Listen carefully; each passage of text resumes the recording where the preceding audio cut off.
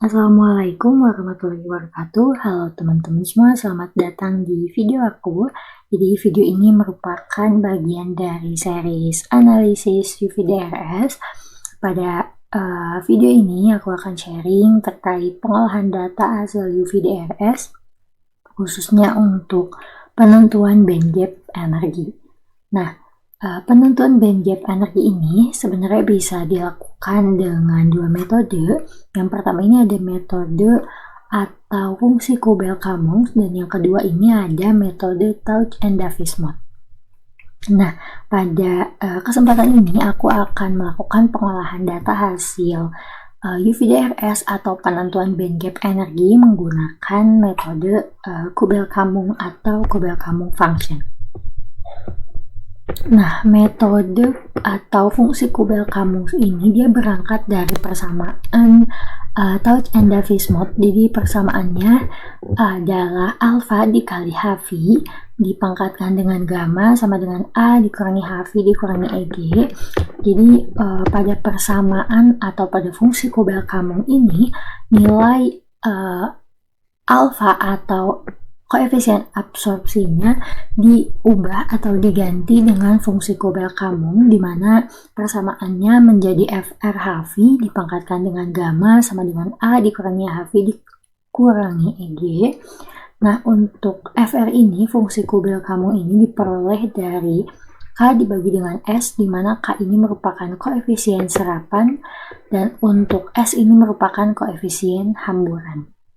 Nah, untuk nilai K atau koefisien serapan ini diperoleh dari mana? Jadi K ini diperoleh dari 1 dikurangi dengan R dipangkatkan 2, di mana R ini merupakan reflektansi, dan untuk koefisien hamburan atau S ini diperoleh dari 2 dikalikan dengan R atau dikalikan dengan reflektansi.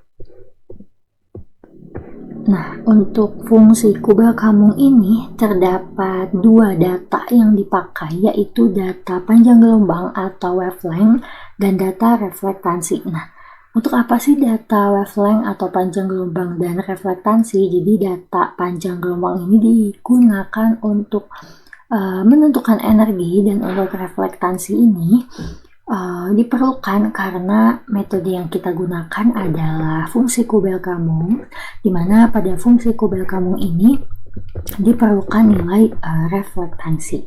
Nah, langsung saja kita ke pengolahan data. Jadi yang pertama-tama di sini kita akan membuka data mentah UVDRS. Jadi data mentah itu terdiri dari panjang gelombang atau wavelength dan reflektansi. Jadi kita akan membuka data mentah UVDRS, hasil UVDRS ini pada software Excel. Nah, ini merupakan data mentah UVDRS-nya. Jadi data mentah atau data yang kita peroleh ini berupa wavelength atau panjang gelombang dalam satuan nanometer dan reflektansi. Selanjutnya yang akan kita lakukan yaitu kita akan copy paste data mentah UVDRS yang ada pada software Excel tadi ke dalam software Origin.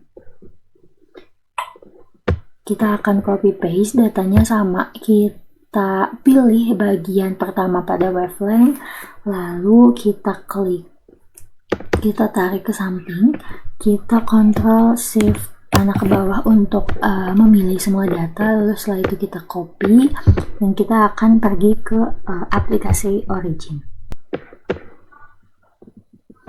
Di sini kita bisa copy paste, kita bisa klik Ctrl V, lalu setelah itu untuk bagian long name-nya kita akan ganti untuk bagian X-nya ini wavelength.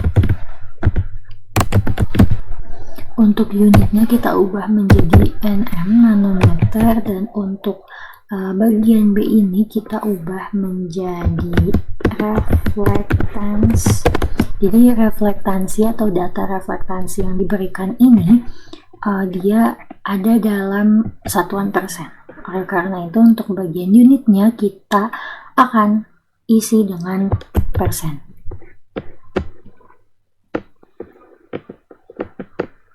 Nah, selanjutnya karena kita sudah copy paste data mentah UV-DRS ke dalam software Origin, kita akan menghitung HV atau energi foton untuk sumbu X menggunakan rumus ini. Jadi HV sama dengan 1240 dibagi dengan wavelength.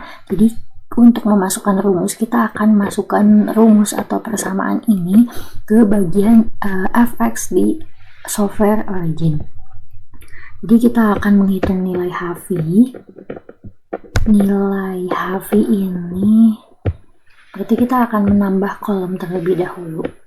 Nah, pada bagian long name-nya kita akan ubah menjadi HV. Dan untuk unitnya adalah EV. Nah, untuk HV ini kita akan set as terlebih dahulu menjadi sumbu X. Nah, karena tadi rumus untuk mencari HV adalah 1240 dibagikan dengan wavelength, kita akan masukkan formulanya. Jadi kita klik buka kurung terlebih dahulu, lalu setelah itu kita klik 1240 dibagi dengan wavelength, di mana wavelength ini berada pada kolom A. Jadi tinggal kita tulis col dalam kurung A, lalu setelah itu kurung tutup dan kita klik enter. Nah, di sini sudah muncul nilai HV atau nilai energinya. Selanjutnya, setelah kita memperoleh nilai HV atau nilai energinya, kita akan menghitung reflektansi menggunakan rumus di bawah ini.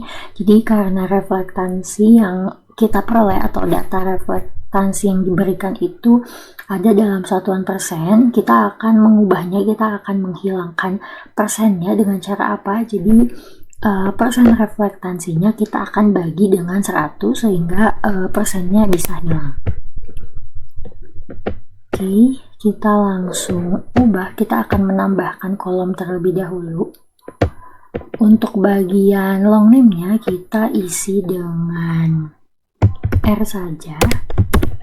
Lalu untuk unitnya tidak ada, dan untuk bagian fx-nya ini rumusnya kita akan masukkan. Jadi persen reflektansi atau reflektansi yang ada dalam satuan persen itu berada pada kolom B. Jadi seperti biasa kita buka kurung col B, kita bagi dengan 100. Setelah itu kita klik kurung tutup dan kita klik enter. Jadi ini sudah muncul nilai reflektansi yang bukan dalam satuan persen. Kita akan rapikan terlebih dahulu. Nah, selanjutnya yang akan kita tentukan adalah koefisien serapan atau K. Jadi koefisien serapan ini kita hitung menggunakan rumus K sama dengan 1 dikurangi reflektans dipangkatkan dengan 2. Oke, kita akan masukkan rumusnya. Seperti biasa kita akan tambahkan kolom baru. Pada bagian long name-nya ini kita ubah menjadi K. Nah, kita akan memasukkan rumus dari K atau koefisien serapan. Itu K ini diperoleh dari 1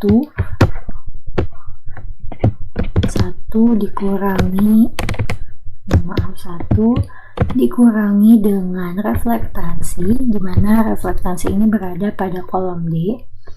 Jadi kita kurangi dengan col dalam kurung D, lalu itu kurung tutup dan kita pangkatkan dengan 2.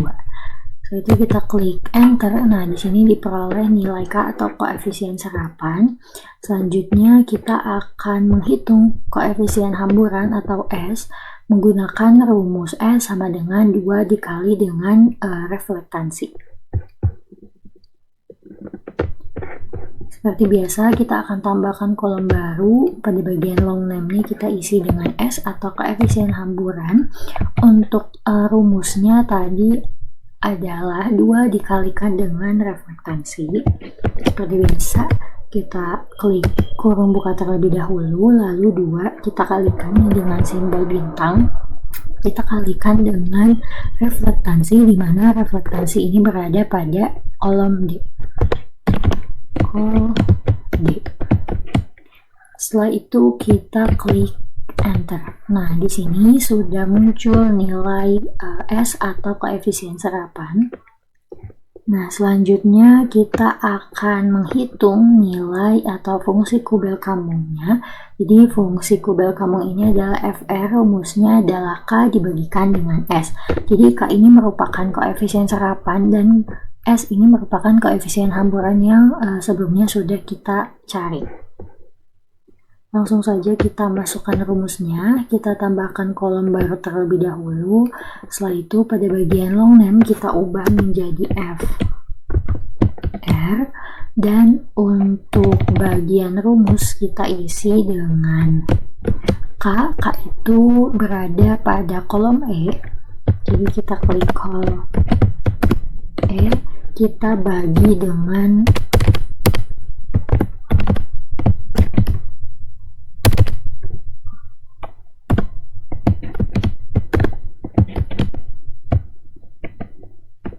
setelah itu kita klik enter.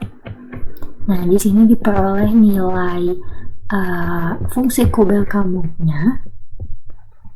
Selanjutnya yang akan kita cari adalah FR HV-nya. Jadi kita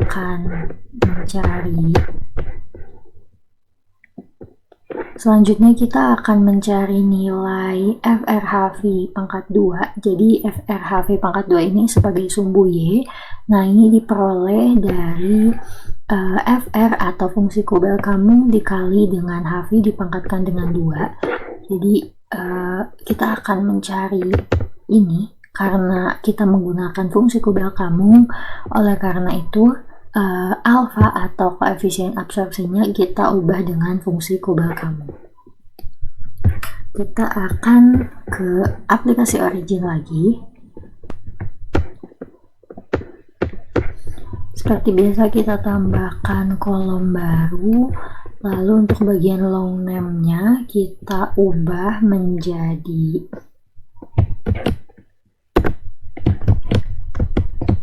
FR pangkat 2. FR HV pangkat 2. Nah, kita akan masukkan rumusnya adalah FR dikalikan dengan HV dipangkatkan 2, di mana nilai FR ini berada pada kolom G. Kita akan masukkan rumusnya, kolom G, kita kalikan dengan HV, di mana HV atau energi ini berada pada kolom C. Setelah itu kita akan pangkatkan dengan 2. Lalu kita klik enter. Nah, di sini diperoleh nilai FRHV pangkat 2-nya. Kita akan rapihkan terlebih dahulu. Setelah itu kita akan plotkan nilai HV dengan nilai FRHV pangkat 2 ke dalam kurva. Pertama-tama kita akan pilih bagian HV ini, lalu kita klik Ctrl dan kita klik bagian FRHV pangkat 2. Setelah itu kita ke bagian plot dan kita pilih bagian line. Nah, di sini sudah muncul kurvanya. Jadi pada kurva ini adalah plot antara HV atau energinya dengan FRHV pangkat 2. Nah, selanjutnya kita akan mengubah skala pada sumbu Y. Caranya kita set scale lalu ke bagian from dan kita ubah skalanya dimulai dari 0. Seperti biasa kita klik 2 kali pada bagian sumbu Y-nya. Nanti akan muncul jendela, nah seperti ini. Lalu pada bagian scale kita ubah from-nya, dari sini masih minus 5, kita akan ubah menjadi 0. Lalu setelah itu kita klik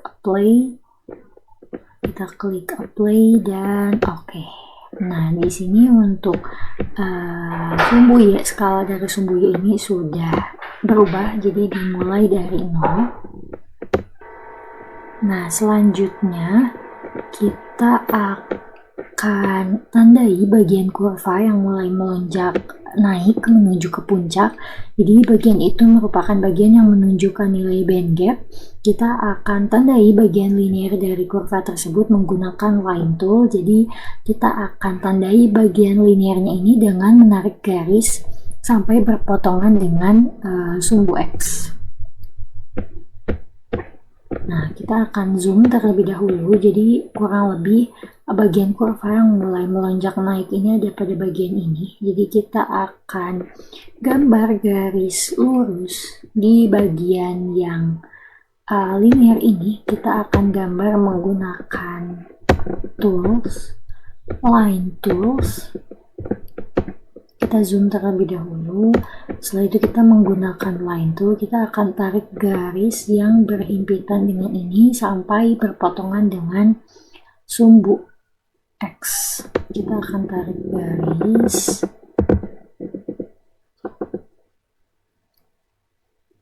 Nah, kita akan tarik garis sampai berpotongan dengan sumbu X. Kita akan ubah terlebih dahulu garisnya menjadi warna yang lebih terlihat. Kita akan ubah menjadi warna kuning. Nah, kita akan tebalkan juga garisnya, kita ubah menjadi 1,5 dan untuk kurvanya juga kita ubah menjadi 1,5. Nah, kurang lebih seperti ini. Nah, di sini kita sudah memperoleh garis linearnya. Selanjutnya kita akan menentukan band gap energi dengan cara apa? Kita akan munculkan display pada bagian koordinat di bagian titik potong antara garis linear ini. Jadi nilai yang berada pada titik potong ini merupakan nilai saat Y sama dengan nilai X saat Y sama dengan 0.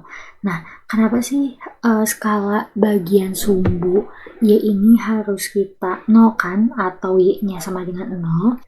Jadi ini tuh berangkat dari persamaan linear, yaitu Y sama dengan MX plus C. Jadi kenapa sih X gitu? Jadi kalau misalnya kita akan mencari nilai X murni, X ini sama dengan Y dikurangi C dibagi dengan R. Nah, kenapa harus X? Karena yang ingin kita ketahui adalah band gap energinya, di mana energi ini terdapat pada sumbu X pada kurva. Nah, nilai C yang di persamaan tadi itu sebenarnya dia akan berpengaruh terhadap nilai X, oleh karena itu kita harus menolkan atau membuat sumbu Y-nya ini sama dengan 0 agar sumbu Y ini agar sumbu X ini tidak terpengaruh oleh nilai Y-nya. Lanjut, kita akan munculkan display datanya dengan bantuan screen reader. Jadi kita akan baca pada bagian titik potong ini. Kita akan zoom terlebih dahulu agar jelas terlihat. Kita ke tool screen reader. Setelah itu kita akan tembakkan pada bagian sini. Usahakan Y-nya itu sama dengan 0. Nah, di sini mendekati. Kita coba zoom. Kita pilih yang Y sama dengan 0. Nah, di sini Y sama dengan 0. Selanjutnya selanjutnya kita akan tulis nilai band gap yang sudah kita peroleh tadi dengan menggunakan bantuan text tool. Jadi kita akan copy terlebih dahulu. Kita akan copy text. Lalu setelah itu kita ke bagian text tool. Pada bagian ini kita tambahkan band gap sama dengan, nah di sini kita paste nilainya karena nilai yang kita perlukan hanya nilai X. Kita akan menghapus bagian Y-nya.